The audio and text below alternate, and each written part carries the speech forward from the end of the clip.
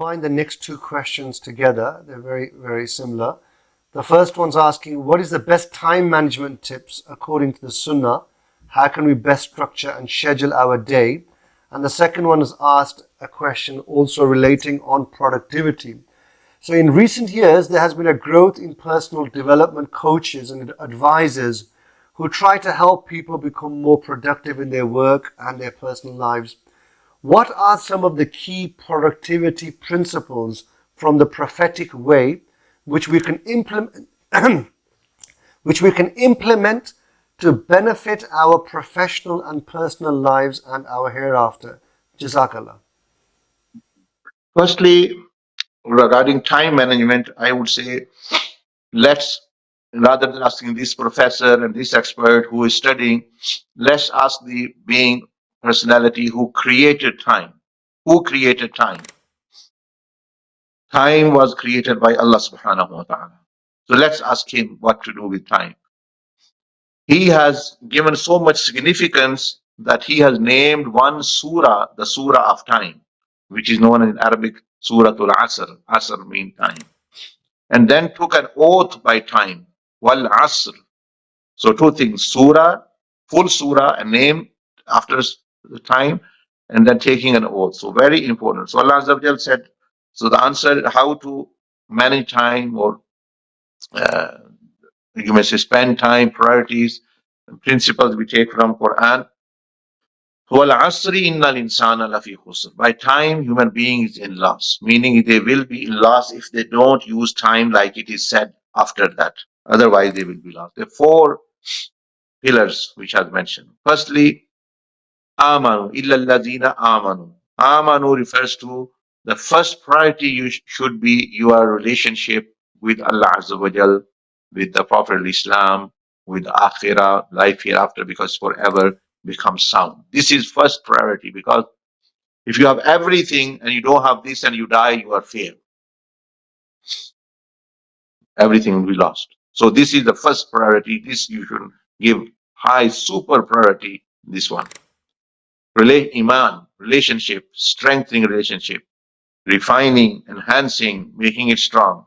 Allah is with us, hearing us, seeing us, and actually you with the Prophet Islam and Akhirah. Second is wa'amilu salihat. Second priority then should be given to actions. That the actions are right, the actions benefit yourself and others, and you stop harming. So actions which are right, which are righteous, which are good, which are fruitful.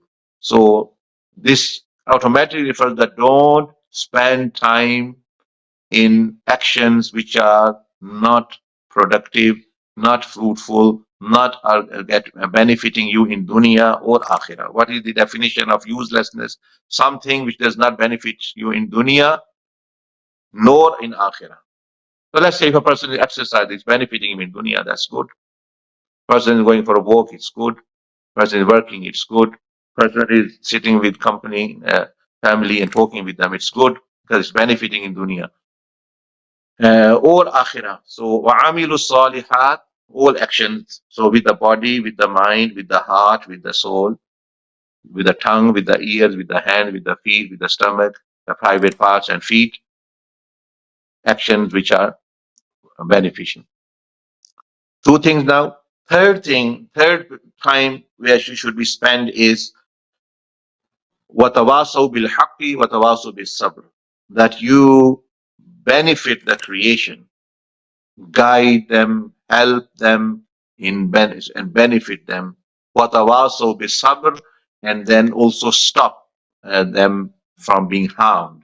So spend your time how to actually minimize the harm, or actually ward off the harm from them, joining the good, forbidding the evil.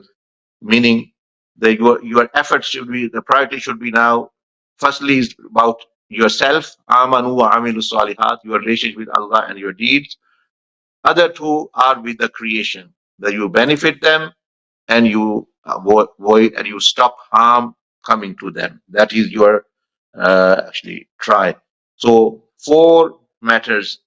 Anything priority wise is also this, that my own relationship with Allah and my own deeds.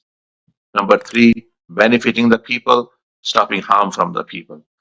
This should be the priority. So beautifying your relationship with Allah, Azza wa Jal, beautifying. So if you spend time in these 4, prioritizing like this, you are successful.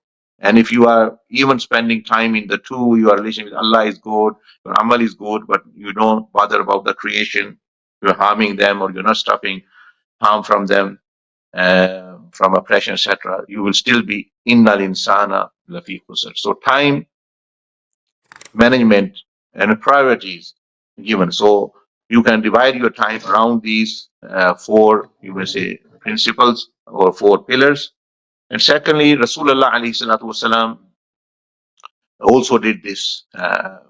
If you look at his life, when he was at home, our mother Aisha Siddiqa radiallahu anha says that he alayhi salatu wasalam would divide time in 3 parts. Once was in home. 1/3 he would spend with the family doing things. 1/3 actually resting, and 1/3 in ibadah. So this is a priority: ibadah, family, and resting. That is also you're right. And lastly, I will finish with what Sayyidina Ali radiallahu ta'ala said. He said, whenever you do something of dunya, do it as though you are going to live here forever. And whenever you do an act of worship, do the act of worship as though it will be your last act. And that is not as though, truly. Let's say the time now is 5 o'clock or something, 5 past 5. So if I do something now until 10 past 5, that 5 minutes will never come back. So if I pray now, that Asr, Fajr will never come back. The opportunity for Zakah, it will never come back.